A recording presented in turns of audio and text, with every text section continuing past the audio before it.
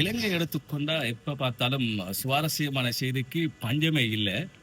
அப்படித்தான் ஒரு விஷயம் நடந்திருக்கு. உங்களுக்கு தெரியும், இஷாரா செவந்திய போல ஒரு டூப்ளிகேட் புதுக்கடையில நடந்த கனமுல சஞ்சீவனுடைய கொலை குற்றத்துக்கான சந்தேக நபர்கள அங்க காத்மாண்டுல கைது செஞ்சுட்டு வரக்குள்ள, சரியா இஷாரா செவந்திய போல ஒரு டூப்ளிகேட் ஒரு பெண்ணையும் கைது செஞ்சு கொண்டு வந்தாங்க.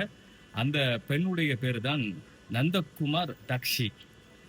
நந்தகுமார் தக்ஷிக்கும் ஒரு போலீஸ் சார்ஜனுக்கும் இடையில அரசல் புரசலா சில சம்பவங்கள் நடந்திருக்கு. அதனால இப்ப அந்த போலீஸ் சார்ஜன் பணி நீக்கம் செய்யப்பட்டிருக்கிறார். அது என்ன சம்பவம் அப்படின்னா, கொழும்பு குற்றத்தடுப்பு பிரிவுல 90 நாட்கள் தடுப்பு காவலை வைத்து இவங்களை விசாரிச்சுட்டு வராங்க. அங்க கடந்த 30ஆம் தேதி நவம்பர் 30ஆம் தேதி இந்த இரவு 10 மணிலிருந்து காலை 6 மணி வரைக்கும் காவலில் இருந்த போலீஸ் சார்ஜன் அந்த தக்ஷி தக்ஷிக்கு பிஸ்கட் கொடுத்திருக்கிறார். அந்த பிஸ்கட்டை தக்ஷி சாப்பிட்டுட்டு ஹாஃப இவர்கிட்ட கொடுத்திருக்கார் அந்த போலீஸ் சார்ஜன்.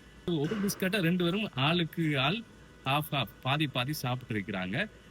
இத என்னடா நடந்திருக்கு அப்படின்னு சொல்லி சிசிடிவி எடுத்து பார்த்தா அங்க இன்னும் நிறைய விஷயங்கள் வந்திருக்கு. 2 பேருக்கும் இடையில சைகை மூலமாக பேசியிருக்கிறாங்க.